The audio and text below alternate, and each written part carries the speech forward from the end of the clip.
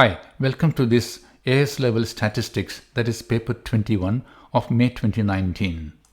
This paper consists of 5 questions and has got a total of 30 marks. Let us get on with the questions. A sixth form college has 84 students in year 12 and 56 students in year 13. The head teacher selects a stratified sample of 40 students stratified by year group. Describe how this sample could be taken. In a stratified sample, each category bears the same proportion as in the original population. Let us put down all the details that we know. So let's write population sample.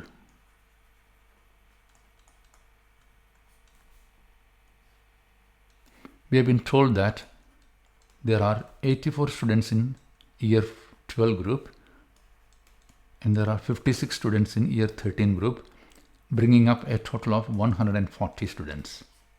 Right. To find how many should be from year 12 in the stratified sample of 40, we need to find the ratio of 84 to 140, multiply it by 40, and that gives us 24 students in year 12. Similarly, 56 out of 140 times 40 gives us 16. Obviously, the total will be 40 here. We need to now say how we are going to select this sample. In order to pick this 24 and 16 from the respective year groups, we need to label all the students as per their year group and then using a simple random sampling method, select 24 from year 12 and 16 from year 13. So let's write out this method here. So we need to write label all students as per a respective year group and then using simple random sampling method, select 24 from year 12 and 16 from year 13. Part B. The head teacher is investigating the relationship between the amount of sleep S hours that each student had the night before they took an aptitude test and their performance in the test P marks.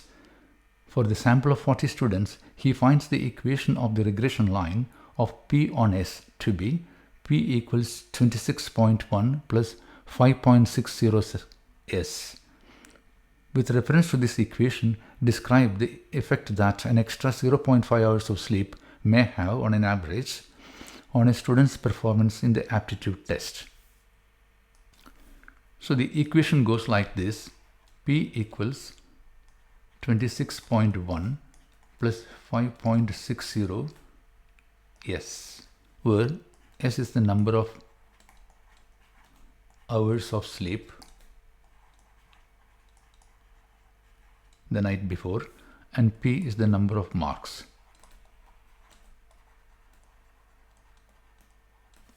Therefore, we now know that if S increases by 0.5 hours, then the number of marks will increase by 5.60 times 0.5. So we could write 5.60 times 1/2 is equal to 2.80 marks.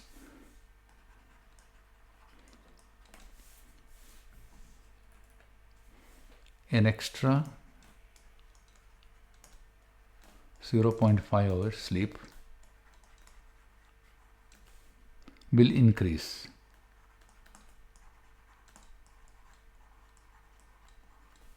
the number of marks by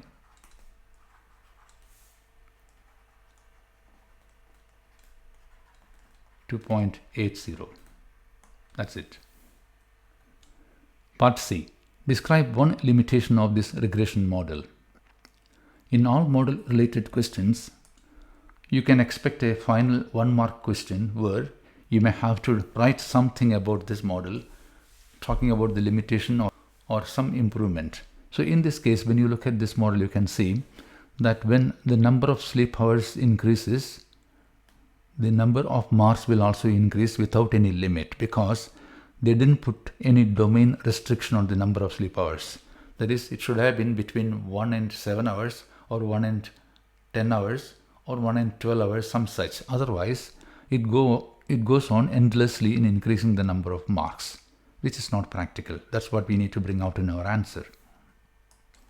So we could write the domain of S is not restricted, because of which the model implies that if a student does not revise at all and sleeps the entire previous evening/night, they would get the maximum marks. This is not realistic. Question 2. The Venn diagram shows three events A, B and C and their associated probabilities. Events B and C are mutually exclusive. Events A and C are independent. Showing a working, find the value of X, the value of Y and the value of Z. When we say B and C are mutually exclusive, it means they cannot happen at the same time. That means their intersection is 0. So straight away we can write X equals 0. S events B and C are mutually exclusive.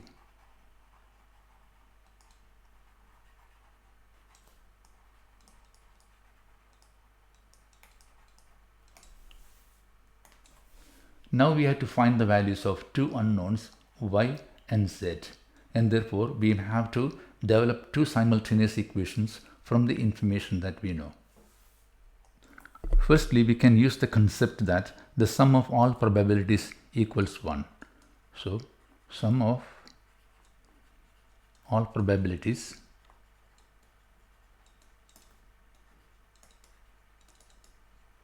equals 1.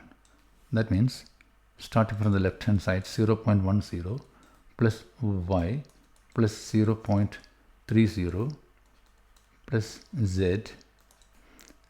X is anyway 0, 0.39 plus 0.06 altogether is 1, which means Y plus Z plus 10, 40, 79 plus 0.06 is 0.85 is equal to 1, which actually means Y plus Z is equal to 1 minus 0.85, which is 0.15. Let's call this equation 1. Let us use the concept that A and C are independent. Therefore, probability of A times probability of C should be equal to the probability of their intersection. That means P of A times P of C should be equal to probability of A intersection C as A and C are independent.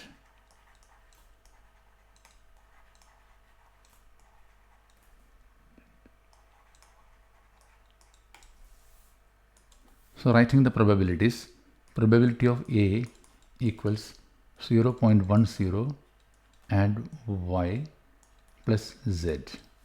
Probability of C equals Z plus 0.39, and probability of A intersection C is equal to Z. So using that concept, we can say 0.10 plus Y plus Z in a bracket times Z plus 0.39 should be equal to their intersection, which is Z. Since we already know that Y plus Z is equal to 0.15, we can substitute that here. So 0.10 plus 0.15 times Z plus 0.39 should be equal to Z, which means 0.25 times Z plus 0.25 times 0.39 is equal to Z, which means 0.25Z plus 0.0975 equals Z, leading to 0.25Z minus 1Z is equal to minus 0.0975, that is 0.0975 equals 0.75 Z. From this we can calculate the Z value. Z is equal to 0.0975 divided by 0.75, which is equal to 0.13. Since y plus z is equal to 0.15, y should be equal to 0.02. And we already know that x is equal to 0.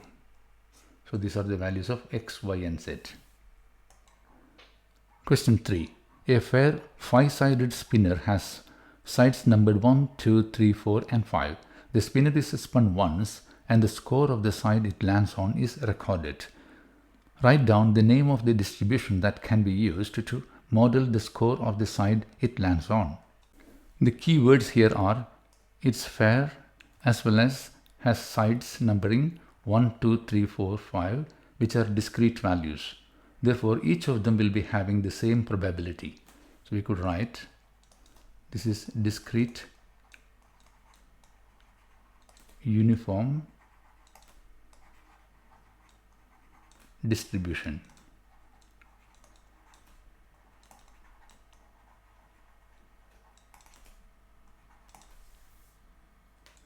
Part B. The spinner is spun 28 times.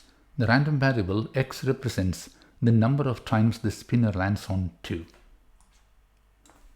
Find the probability that the spinner lands on 2 at least 7 times, and also find the probability that x is greater than or equal to 4 but less than 8.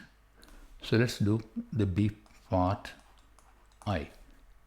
Probability of x landing on 2 but at least 7 times. So x should be equal to and greater than 7, where x is the event that the spinner lands on 2. So firstly, let us decide on which distribution we have to use. So it is spun 28 times, which means n is equal to 28, which is a limited number. Therefore, it can satisfy binomial distribution. Then the probability landing on 2 is completely independent of each other, and the probability does not change also. And fourthly, it's an yes or no question. That is it landing on 2 or not? So it's a binary thing. Hence, all this point out to the binomial distribution. So we can say x follows binomial distribution with n equals 28 and probability is equal to 0.2. Here we wrote probability 0.2 because p is equal to 1/5. There are 5 sides, therefore each one has got equal probability of 1/5. Now going to the binomial distribution calculator, putting 28 and 0.2 there. So n is equal to 28. Probability is equal to 0.2. And getting more than or equal to 7 means I should put 6 here. Above 6 will include 7 and we get 0.3216. This is equal to 0.3216. Okay. Second part.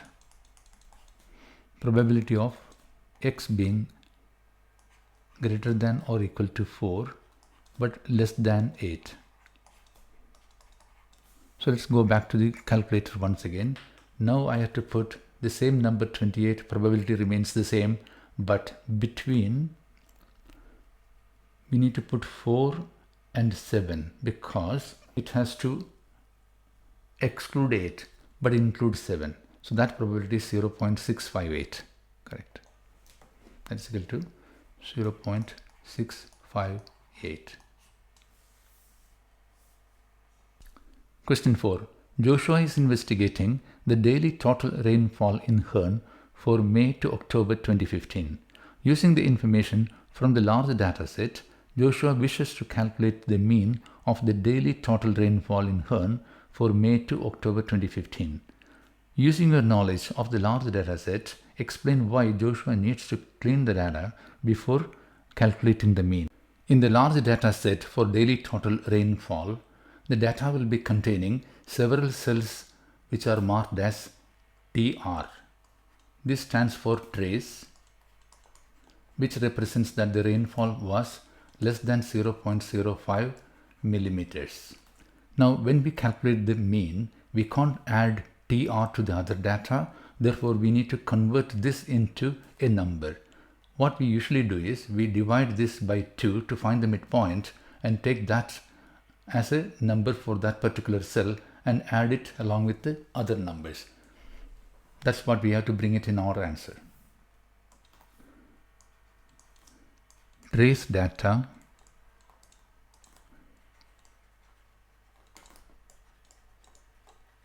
needs to be converted into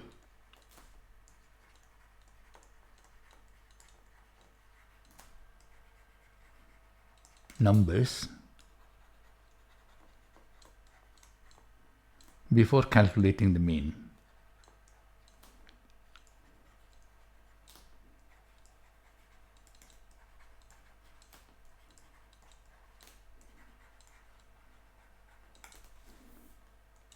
Part B. Using the information from the large data set, he produces the grouped frequency table below. You may use sigma fx is equal to 539.75 and sigma fx squared equals 7704.1875. Use linear interpolation to calculate an estimate for the upper quartile of the daily total rainfall. So the upper quartile means Q3, which is the 75th percentile.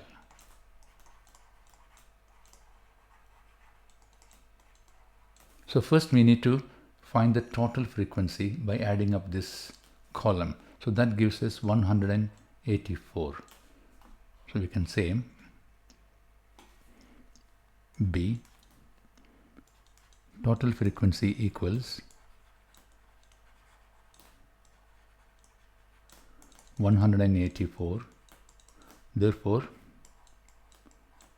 Q3 will be equal to 184 times 3/4 is equal to 138th data point.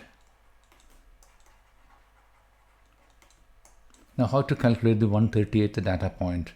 That's where we need to use the linear interpolation. We can see that the 138th data will be falling in this interval because this is 121, this is 10, 131 in total there. So we need 7 more into this class interval. So what we do is the 131st data ends with 1 here. So we start with that 1 plus we need 7 more as a fraction of the total number here 24 multiplied by the class width here. That's 5 minus 1. That's right, that is 5 minus 1 itself. So that is equal to 1 plus 7 over 24 times 4 equals 1 plus 7 over 6, which is equal to 2.17. So we can write here Q3 equal to 138th data point, that is equal to 1 plus 7 over 24 times 5 minus 1 equal to 1 plus 7 over 6 is equal to 2.1666 etc. That is 2.17.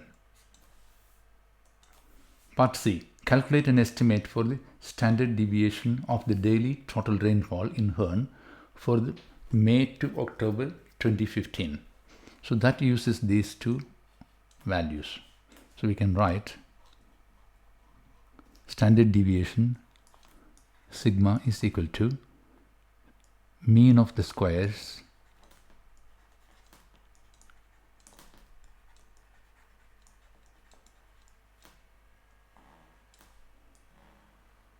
take away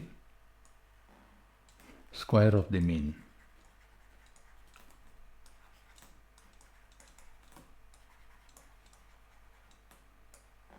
And we have to put a square root sign on that.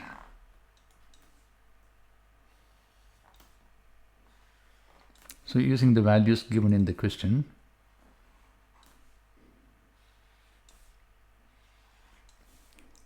(7,704.1875)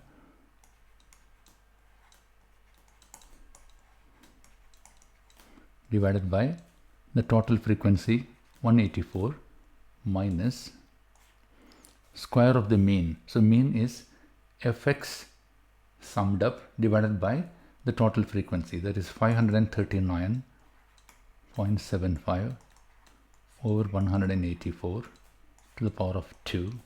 Putting that into the calculator we get 5.7676, and then that translates to 5.7, we can say 77, to 3 significant figures. Part D. State an assumption involved with the using class midpoints to calculate an estimate of a mean from a grouped frequency table.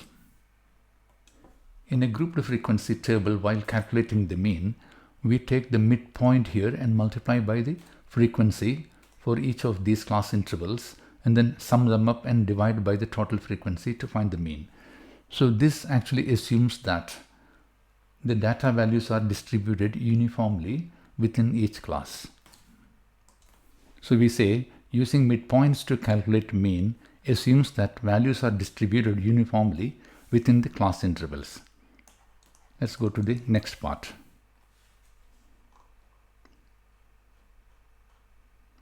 Using your knowledge of the large data set, explain why this assumption does not hold good in this case.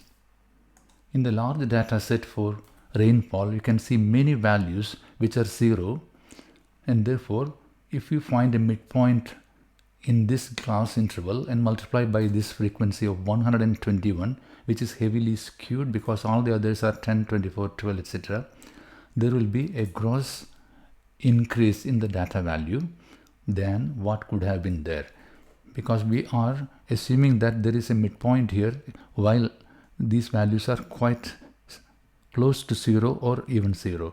Hence it would have been actually 0 here, but we have got a larger value multiplied to give you an inflated value. So that's what we have to bring in this answer. So we say that the assumption may not be valid in this case, as most of the values in the first class interval is 0 or close to 0. Part 3. State giving a reason whether you would expect the actual mean daily total rainfall in Hearn for May to October 2015 to be larger than, smaller than, or the same as an estimate based on the grouped frequency table. So obviously it must be smaller than the estimated value, because we already discussed that this is heavily inflated here by multiplying this midpoint by 121, which is the highest frequency. So we write like this: the actual mean is likely to be less than the estimate using midpoints because most of the values are 0 or close to 0 in the first interval, which has the highest frequency. Question 5. Past records show that 15% of customers at a shop buy chocolate. The shopkeeper believes that moving the chocolate closer to the till will increase the proportion of customers buying chocolate. After having moved the chocolate closer to the till, a random sample of 30 customers is taken and 8 of them are found to have bought chocolate.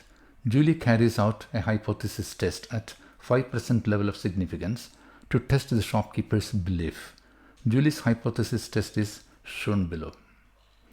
So, null hypothesis P equals 0.15, H1 P is greater than or equal to 0.15.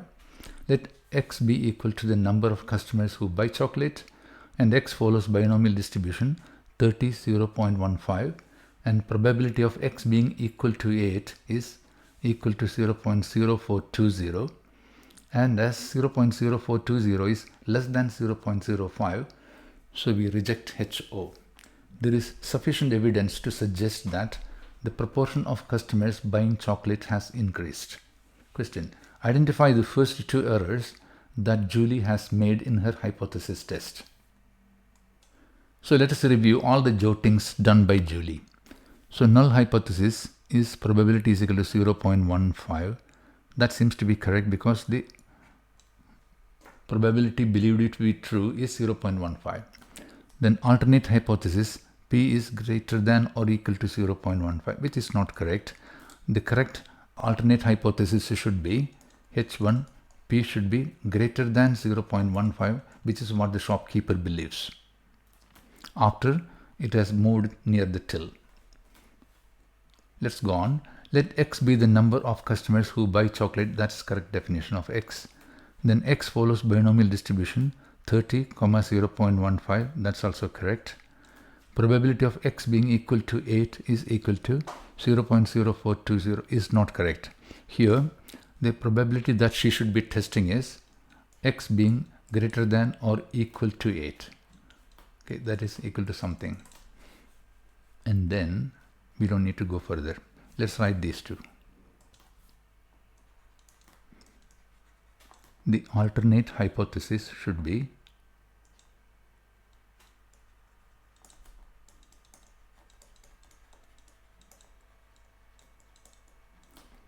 H1 should be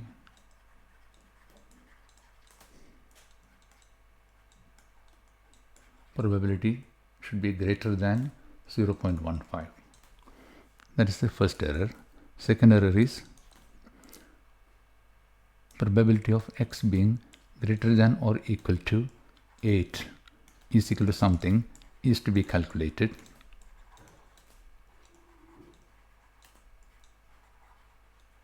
Instead of probability of x being equal to 8. Part B. Explain whether or not these errors will affect the conclusion of her hypothesis test. Give a reason for your answer. The error that could affect her conclusion is this. She calculated probability of x being equal to 8, which is 0.0420, and based on that she rejected HO. Suppose the actual probability of x being greater than or equal to 8 is not less than 0.05, then her conclusion will change. So let us test it out. So we need to put greater than or equal to 8. Okay, so here the number is 30. The probability against which we are testing it is 0.15, and it should include 8 and above 8, isn't it? Therefore, it should be above 7 as per my calculator. So I need to put 7 here to include 8 and above 8. Fine. So this is 0.0698. So let's write that out. 0.0698. So B part, probability of x being greater than or equal to 8 is equal to 0.0698. Okay, and this is greater than 0.05, which is the level of significance. Therefore, there is no evidence to reject HO.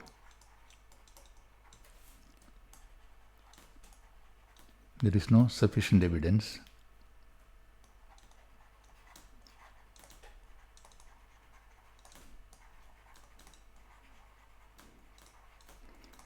to reject HO. Julie's error therefore affects the conclusion.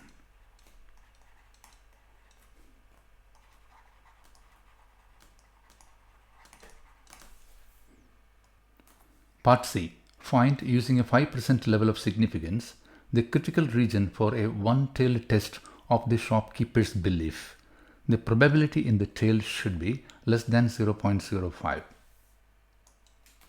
To find the critical value, we should be looking for that value of x for which the probability is less than 0.05, which will make us reject the null hypothesis. So it goes like this. Probability of x being greater than or equal to some value c, which is equal to something here, which is less than 0.05. So let's put in the binomial calculator. So we already know for 8 and above, the probability is 0.0698, which will not make us reject the HO. So let's try increasing this 7 to 8. Yes, that will make us reject the HO because it is 0.0278. So above 8 means x should be equal to 9 or more than 9. So let's write that. So we can say S probability of X being greater than or equal to 9 is equal to 0.0278, which is less than 0.05. C is equal to 9. Therefore, the critical region is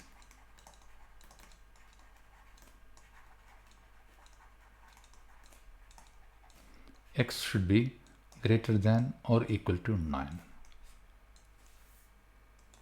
Part D. Find the actual level of significance of this test. Well, this is quite simple.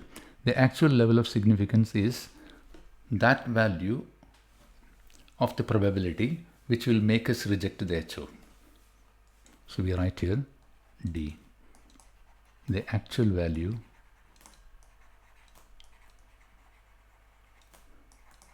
of significance